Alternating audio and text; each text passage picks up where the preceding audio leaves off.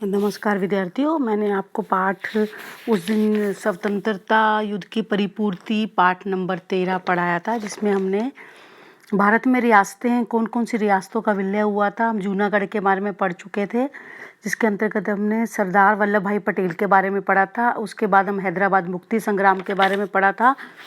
अभी जो हम तीसरा है कि हैदराबाद मुक्ति संग्राम में मराठवाड़ा का योगदान। तो अभी इसके अंतर्गत हम पढ़ेंगे कि किस प्रकार से कश्मीरी का विलय होने के बारे में पढ़ेंगे। विलय मतलब कितनी कुछ रियासतों को भारत में मिलाना। अंग्रेज़ों ने इन रियासतों को अलग अलग किया हुआ था अपनी सुविधाओं के लिए, और इन्हीं रियासतों को मिलाकर एक भारत देश को एक बनाना। तो अभी हम आगे भी पढ़ेंगे हैदराबाद मुक्ति संग्राम में मराठवाड़ों का योगदान, तीसरा जो है कश्मीर समस्या, तीसरा फ्रांसीसी उपनिवेशों का विलय, भारत गोवा मुक्ति संघर्ष। तो आज हम ये 4 चीज़ें पढ़ेंगे और इनके बारे में हम देखेंगे कि किस प्रकार से हैदराबाद मुक्ति संग्राम में मराठवाड़ों का योगदान किस प्रकार से है। तो अभी हम यहाँ पे देख रहे हैं मराठवाड़ा मुक्ति संग्राम बहुत बड़ा संग्राम रहा है। इस संग्राम में क्या होता, स्वामी रामानंद तीर्थ, बाबा साहब जो परांजय है, गोविंद भाई श्राफ, अनंत भालेराव, इनकी पिक्चर्स मैं अभी आपको दिखाऊंगी। आप पहले पढ़िए। वंदे मातरम यहाँ पे आंदोलन हुआ था और इसमें विद्यार्थियों ने बढ़ चढ़कर भाग लिया था हैदराबाद मुक्ति संग्राम में। इसी तरह हैदराबाद मुक्ति संग्राम में वेद प्रकाश, श्यामलाल, गोविंद पानसरे, भाईजी शिंदे, ये आदि ने अपने प्राणों का बलिदान दिया। उनका बलिदान भारत के लिए प्रेरणा स्रोत साबित हुआ। और कहते हैं कि इससे ध्यान में आता है कि हैदराबाद की मुक्ति संग्राम में मराठवाड़ा के नेताओं और सामान्य लोगों का असाधारण योगदान है। तो हमने यहाँ पर पढ़ रहे हैं कि किस प्रकार से युवाओं के द्वारा किया गया संघ, कितने सारे लोग इसमें शामिल हुए। तो अभी हम यहाँ पे सबकी फ़ोटो भी यहाँ पर देख रहे हैं कि किस प्रकार से जो है यहाँ पर स्वामी रामानंद तीर्थ है, बाबा साहेब परांजय है, गोविंद भाई श्राफ है। इन लोगों ने 17 सितंबर हैदराबाद मुक्ति संग्राम का विजय दिन है, इस दिन विजय दिवस माना जाता है। इस दिन को मराठवाड़ा मुक्ति दिवस के रूप में मनाया जाता है। सन 15 अगस्त 1947 ईस्वी को स्वतंत्र भारत में मराठवाड़ा का समावेश नहीं हुआ था। सन 1948 ईस्वी में जनता के इस प्रकार के संग्राम के बाद इस क्षेत्र का स्वतंत्र भारत में विलय हुआ। इससे पहले ये जब 1947 में भारत देश आज़ाद हुआ था तो ये हमारे भारत देश में शामिल नहीं था, लेकिन बाद में यह स्वतंत्र भारत में शामिल हुआ, जिसमें ये जिनकी हमने यहाँ फ़ोटो देख रहे हैं, इन सब का बहुत बड़ा योगदान है। अभी यहाँ पर हम जो है 26 अक्टूबर कश्मीरी समस्या, कश्मीर में क्या था, कश्मीरी रियासत का जो नरेश था यानी राजा था, हरि सिंह था, और यहाँ पे हम उसकी फ़ोटो देख रहे हैं। वो किसी भी हालत में यहाँ शामिल होना नहीं चाहता था। पाकिस्तान चाहता था कि कश्मीर का पाकिस्तान में विलय हो। इसके लिए पाकिस्तान ने हरि सिंह पर दबाव डालना शुरू किया। अक्टूबर 1947 ईस्वी को पाकिस्तान के भड़काने पर जो घुसपैठियों ने कश्मीर पर आक्रमण किया, तब हरि सिंह ने भारत में विलय होने के विलय पत्र पर हस्ताक्षर कर दिया। इस प्रकार भारत में कश्मीर का भारतीय सेना को कश्मीर की रक्षा के लिए भेजा गया। सेना ने कश्मीर का विशाल क्षेत्र घुसपैठियों के हाथ में पुनः अपने अधिकार में कर लिया, लेकिन कश्मीर का कुछ हिस्सा जो है पाकिस्तान के अधिकार में चला गया। जैसा कि हम सब लोग जानते हैं कि कश्मीर का कुछ हिस्सा जो है पाकिस्तान में है और आधे से ज़्यादा हिस्सा जो है भारत में है, जिसके लिए अभी भी संघर्ष कायम है। तो अभी हम अगला जो पढ़ने जा रहे हैं वो है भारत में फ्रांसीसी उपनिवेशों का विलय। भारत आज़ाद होने के बाद क्या हुआ, चंद्रनगर, पुदुचेरी, कारिकल, माहे और यानम जो थे, ये पर फ्रांस का बहुत अधिकार था। और वो जो ये वाले प्रदेश थे, माहे, चंद्रनगर, कारिकल, ये सब भारत में शामिल होना चाहते थे और ये अंत में वो भारत को सौंपे जाए, ये उनकी मांग उन्होंने भारत ने की।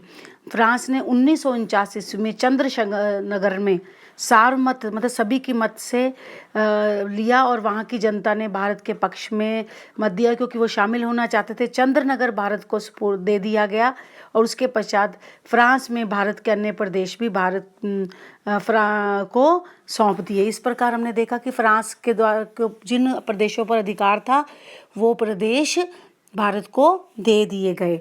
तो अभी अंत में जो हम पढ़ने जा रहे हैं, गोवा मुक्ति संघर्ष। पुर्तगाल ने अपने अधिकार का प्रदेश भारत को सौंपने से मना कर दिया। उस प्रदेश को पाने के लिए भारतीयों को बड़ा संघर्ष करना पड़ा। और कहते हैं इस संघर्ष में डॉक्टर टी.बी. कुन्ना का बहुत बड़ा हाथ है कि गोवा किस प्रकार से उन्होंने पुर्तगाली सरकार के विरुद्ध जनता में जागृति उत्पन्न की। उन्होंने लोगों को बताया कि डॉक्टर टी.बी. कुन्ना ने कि भारत वालियों के विरुद्ध संघर्ष करने के लिए उन्होंने गोवा कांग्रेस समिति की स्थापना की। आगे चलकर सन 1945 में डॉक्टर कुन्ना ने मुंबई में गोवा यूथ लीग संगठन स्थापना की और इस प्रकार से 1946 ईस्वी में गोवा गए और भाषणबंदी का आदेश तोड़ा। इसके लिए डॉक्टर कुन्ना को 8 वर्ष जेल डाल दिया गया और सन 1946 ईस्वी में डॉक्टर राम मनोहर लोहिया ने गोवा मुक्ति के लिए सत्याग्रह, क्योंकि गोवा जो था पुर्तगालियों के हाथ में था और उन्होंने प्रतिबद्धात्मक आदेश ठुकराकर गोवा के मंड गांव में भाषण किया और इस प्रकार ने पुर्तगाल सरकार ने गोवा की सीमा से उन्हें पार कर दिया। इस प्रकार हमने देखा कि गुजरात के दादर और नगर हवेली के पुर्तगाली उपनिवेश को आज़ाद करने के लिए आज़ाद गो मत दल स्थापित किया गया। सन 2 अगस्त 1954 ईस्वी को इस दल के युवाओं ने सशस्त्र आक्रमण दादरा और नगर हवेली को पुर्तगाली सत्ता से मुक्त किया और इसमें विश्वास लंबदे, राजा भाऊ और सुधीर फड़के, नाना साहब काजरेकर आदि शामिल हुए। सन 1954 में गोवा मुक्ति समिति स्थापित की गई और इस प्रकार से महाराष्ट्र से सत्याग्रहियों की अनेक टुकड़ियां गोवा में गई और सेनापति बापट, पीटर अल्वारिस, महादेव शास्त्री जोशी और उनकी पत्नी सुधा ताई का सहभाग है। मोहन रानडे गोवा मुक्ति आंदोलन के एक जुझारू नेता थे। पुर्तगाली सत्ता ने सत्याग्रहियों पर अनगिनत न्याय किए, लेकिन भारत इस बात पर बहुत दुखी हुआ। गोवा के स्वाधीनता युद्ध ने भयानक और बहुत बड़ा रूप धारण कर लिया था और भारत सरकार जो थी पुर्तगाली राज्यों के साथ समझदारी और संयम से बातचीत कर रही थी, परंतु पुर्तगाली सरकार ने इस बात को नहीं माना और इस प्रकार से दिसंबर 1961 में भारतीय सेना ने गोवा में प्रवेश किया। शीघ्र ही पुर्तगाली सरकार ने आत्मसमर्पण कर दिया।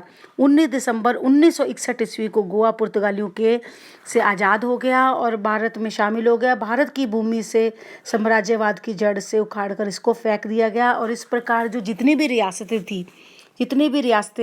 थी, चाहे वो हैदराबाद थी, चाहे वो गोवा थी, चाहे वो कश्मीर थी, चाहे वो जूनागढ़ था, इन सब रियासतें जो अलग अलग अंग्रेजों ने की थी वो सब भारत में शामिल हो गई और भारत एक स्वतंत्र राज्य के रूप में उग्र रूप धारण करके आया। और इस प्रकार से हमने इस पाठ में पढ़ा कि भारत में 1900 गोवा का भी आना, गोवा जो पुर्तगालियों के अधिकार में था वो भी चला गया, फ्रांस के अधिकार में जो उन्होंने भी दे दिया, कश्मीर भी हमारे अधिकार में आ गया और इस प्रकार धीरे धीरे ये सारी रियासतें भारत में शामिल हो गई और इन रियासतों के शामिल होने पर भारत देश एक स्वतंत्र भारत देश के रूप में आगे बनकर आया।